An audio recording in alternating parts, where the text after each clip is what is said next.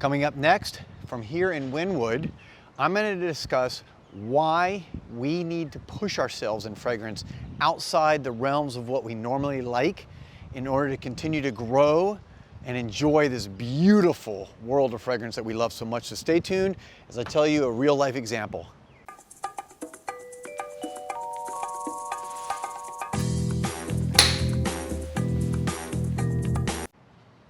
Welcome back everybody to Joel the Nose, and it's a very bright sunny day here, and that's why I got my sunglasses on.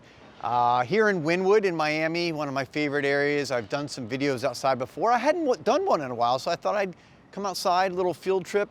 You can see a lot of the buildings are filled with beautiful graffiti work and graffiti art. Just one of my favorite parts of Miami, so artistic and the energy you can feel.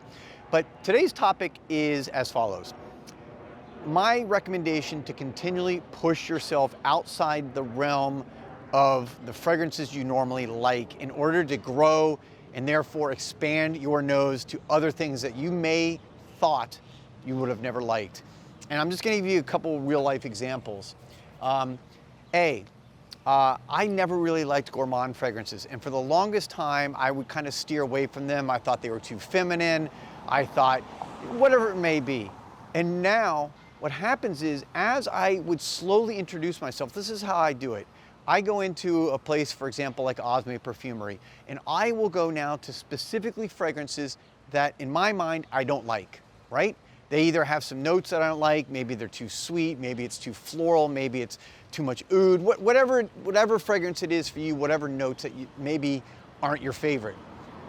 And this is my challenge to you, is go and find those fragrances, put them on your skin, okay?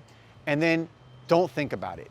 Just relax, come back to it maybe an hour later, 5 hours later, 3 hours later, maybe later that night.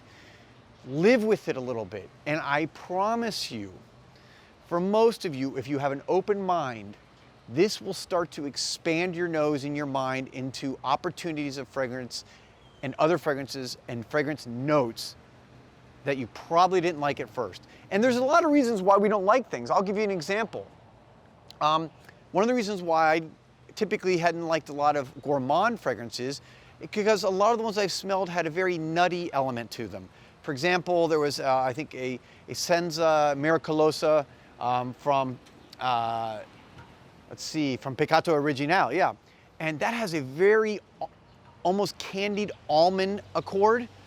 My whole life, I have not liked nuts, okay? For whatever reason, I like peanuts, but all of their nuts I hate. I don't know why it is, just never liked them.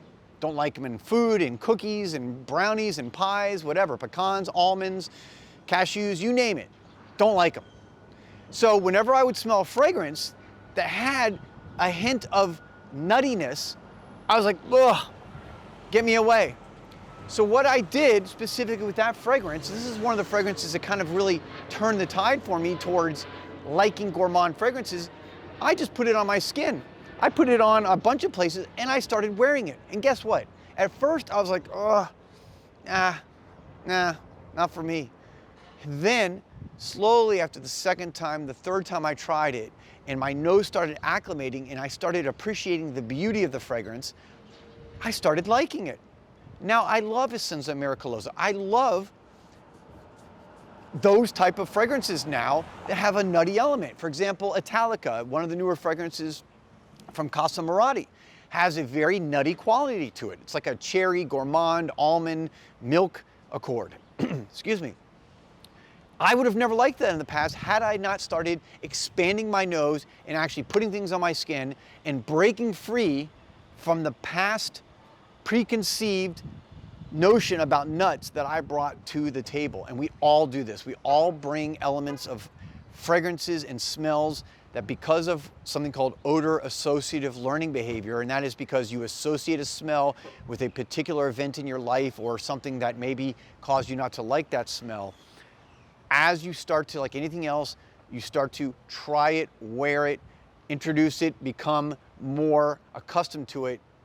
In most cases, I think if you try this is the challenge, you'll find you will start to like that. And then it opens your mind and your palate of your nose up to a whole nother world of fragrance. I'll give you another example of one I would have never liked. This is from a new niche house called Pre-Production Perfumery. This is XCII.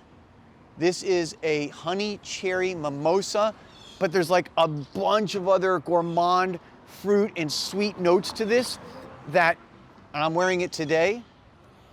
I absolutely adore this. I love it. I love what they've done here.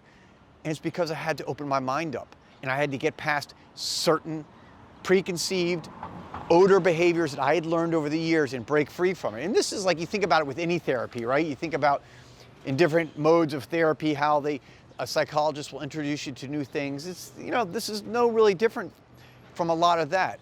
So I'm gonna leave you with this, you know, final thought. Put your nose on things that you purposely don't like, whether it be oud, whether it be iris, which by the way, iris is another one, a fragrance note. For whatever reason, it always used to be very harsh to me on my nose, and now I am enjoying iris fragrances like nobody's business. But whatever it may be, whatever element it may be, go find fragrances that have those notes, start putting it on your skin, and I'm gonna promise you, you're gonna see an amazing transformation, and that eventually, if you give it time, you're going to find that a lot of these fragrances and those notes, you're gonna begin liking. Just keep an open mind, all right? This is JoelTheNose. Thank you guys for watching. Thank you for all your support. I'll be back soon with another video, and peace and love.